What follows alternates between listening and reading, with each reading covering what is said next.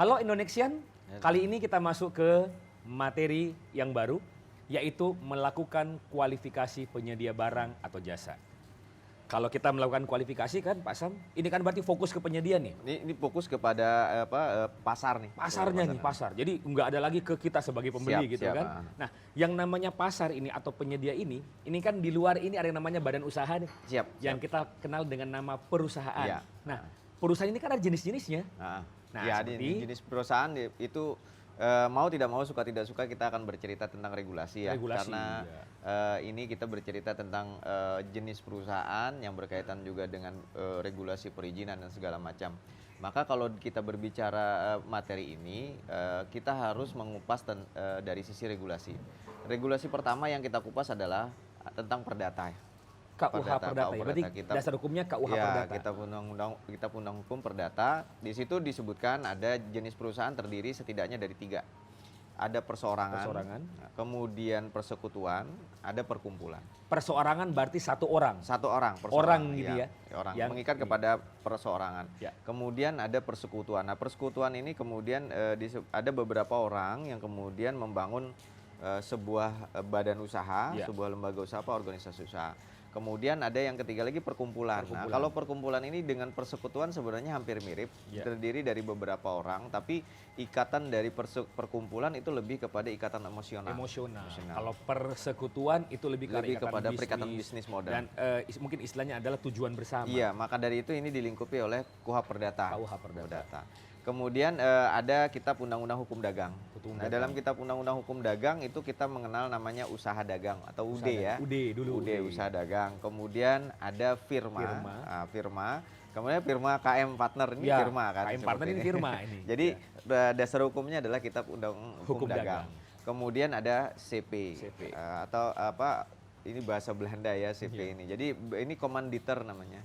Dia persekutuan komanditer. Jadi kalau kita dekatkan sebenarnya CP ini lebih kepada persekutuan. Kalau firma lebih kepada perseorangan. Kemudian kalau usaha dagang itu bisa saja perseorangan, bisa saja juga persekutuan. Walaupun sih kalau firma itu juga masuk persekutuan. Karena tidak bisa satu orang. Oke, betul. Firma itu harus ada managing partner dan harus ada partnernya. Siap. Minimal 2. Nah, itu. Kemudian selanjutnya itu ada regulasi tentang PT, perseroan terbatas. Kita ada undang-undangnya sendiri kan? Iya, ada undang-undangnya sendiri. Nah, jadi ada 3 regulasi yang melingkupi tentang menetapkan tentang jenis-jenis perusahaan. Jadi ada PT itu sendiri, ada yang tertutup, ada yang terbuka. Ya, yang sudah listing di pasar modal. Betul. Ada yang PT biasa, ada PMDN, penanaman modal dalam negeri, kemudian ada penanaman modal asing. Kemudian ada PT yang disebut Persero. Nah, ini yang sudah listing. Pemiliknya adalah siapa aja yang bisa membeli saham. TBK lah istilahnya. Oke. Nah, selanjutnya kita masuk ke jenis perusahaan berdasarkan state. Berdasarkan lokasi. Nah, kalau di sini ada perusahaan yang namanya perusahaan negara. Nah, ini berdasarkan statusnya. Kayak Perum ya. Perusahaan umum, perusahaan negara, BUMN, itu perusahaan negara. PTPN. Kemudian ada yang swasta murni atau private murni. Kemudian ada perusahaan nasional, ada perusahaan asing. Kemudian yang lainnya ada juga PT terbuka, PT tertutup. Private dan tertutup. Nah, kalau kita lihat dari sisi regulasi lagi, Pak Sam, ini berdasarkan jenis-jenis perusahaan. Ini juga ada kan peraturan Menteri Perdagangan. Yang membagi menjadi perusahaan kecil, perusahaan menengah, dan perusahaan besar. Ini kan dihitung dari berdasarkan besaran modal kan? Besaran modal biasanya, besaran skala usaha, omset ya. Omset per tahunnya. Per tahunnya. Jadi kalau ini ada peraturan Menteri Perdagangan yang biasa kita sebut dengan SIUP. Izin usahanya. Perdagangan. Walaupun sekarang ini SIUP ini sudah mulai diintegrasikan dengan OSS. Iya, betul. Jadi SIUP ini sebenarnya macam-macam sekali. Ada juga konstruksi juga masuk dalam SIUP sebenarnya karena klasifikasi baku lapangan usaha Indonesia-nya sama. Walaupun sebenarnya kalau dikonstruksi lebih kepada merefer Undang-Undang Jasa Konstruksi. Betul. Yang izin usahanya itu adalah IUJK dan IUJK. Jadi kalau kita berbicara tentang SIUP-nya saja, itu perdagangan itu berbagai macam ragam. Tapi perdagangan terkait pembangunan konstruksi, bangunan gedung atau bangunan itu masuknya dalam izin usaha jasa konstruksi. Itu lex spesialis di situ. Nah, termasuk kecil menengah besar ini itu kan bukan hanya sekedar di Permendak.